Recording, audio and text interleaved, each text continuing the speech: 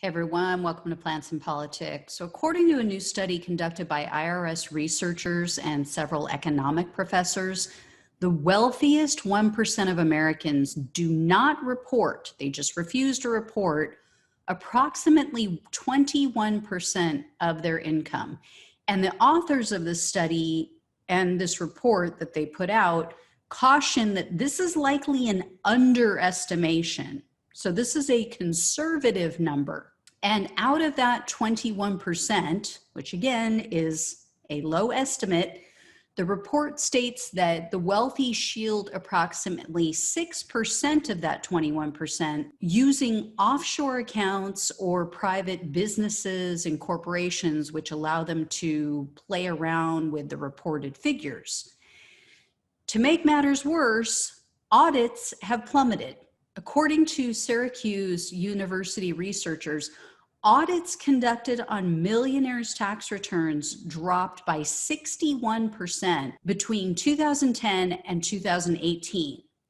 And audits of the largest corporations in the US have fallen by 55% over the past 8 years. So for comparison's sake, in 2012, nearly all large corporations, all mega corporations, were audited that year. In 2020, only about 1/3 of those same corporations, of those mega corporations, were audited. This report also estimates that if the wealthy paid taxes on all of their income and actually paid their fair share, it would increase the federal revenue by about $175 billion every year. So the editorial board at the New York Times laid out a way to make the system more fair, because currently there's nothing set up for the uber wealthy to keep them on the straight and narrow. There's nothing set up to make sure that they're actually reporting their proper income. There are very few things, very few types of income are reported by other entities outside of those same people. So unlike wage earners whose income is reported directly to the IRS through your employer, right? You get a W-2, you get a copy of that, and then the IRS gets a copy. But the ultra wealthy and these mega corporations have the ability to fudge the numbers. They can play around with things and hide money and hide income and then just report whatever they want. So unless they get audited, unless somebody goes through all of their documentation with a fine-tooth comb, you're not going to find that.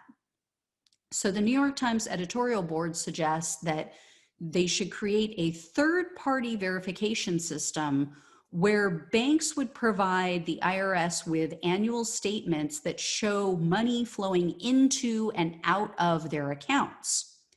The account holder, the business or the business person, would then be able to reconcile any discrepancies at tax time. So say, for instance, that they had a deposit that actually wasn't income, maybe it was a donation to the corporation and it doesn't fall under the guidelines of taxable income. They could show proof of that and justify not claiming that. They also say that investing in the IRS comes with a massive return. According to an analysis conducted by various law professors and economists, if the IRS invested $100 billion into technology, personnel, and other various resources over the next 10 years, and they implemented this new business income reporting system, these experts conclude that the IRS could collect an additional $1.4 trillion in taxes. Imagine what our country could do with an additional $1.4 trillion.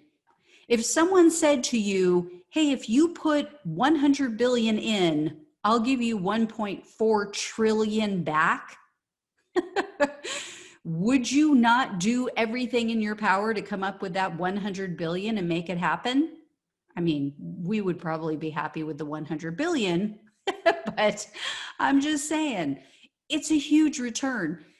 And establishment hacks are always whining and crying about the deficit.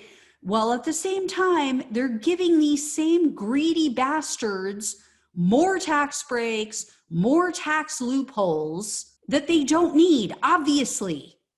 The wealthiest people in this country pay a far lower percentage of their income in taxes than the average American.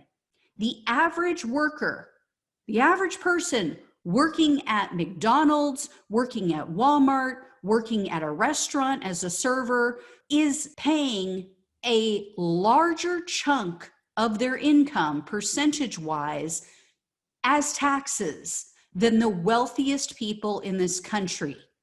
Are the wealthiest paying more dollar for dollar? Of course, they make way more, but they're not paying an equal amount as a percentage of their income, and that is complete nonsense.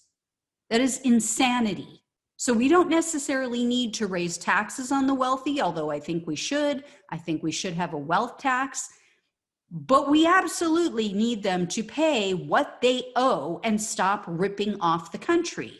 Why should average Americans have to constantly hear that we can't afford Medicare for all, we can't afford free public tuition, we can't afford free daycare for children, we can't afford pre-K, just because these lying, cheating, yacht buying, Maybach driving, jet flying assholes are empty, miserable, rotting shells of a human being who are just never satisfied.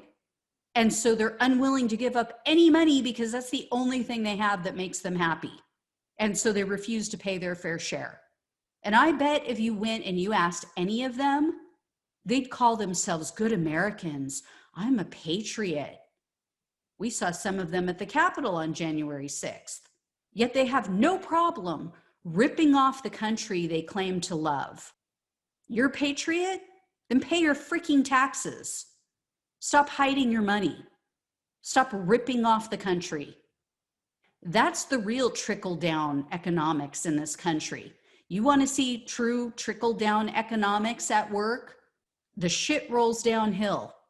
Everybody at the bottom gets to make up for the shortfalls because of these greedy people not wanting to pay their fair share. That's the truth of trickle-down economics. I really hope that some changes come. I don't have a whole lot of hope when it comes to Biden and his administration. I know that's going to piss off some liberals, but I'm sorry, he's always been on the side of corporations, and I just don't see any evidence of that changing, especially since he already said if Medicare for All made it to his desk, that he would veto it, which is sickening. I just hope that they make some changes in this regard, because there's no reason for it. There's no reason we have this massive deficit other than the fact that there are people in this country who are just selfish and self-centered, and they care only about themselves and how many physical, material things they can collect. It's vile. I'll let you know if I hear any more. As always, please like, share, and subscribe. Thank you so much for watching and listening. Take care, and I'll talk with you soon.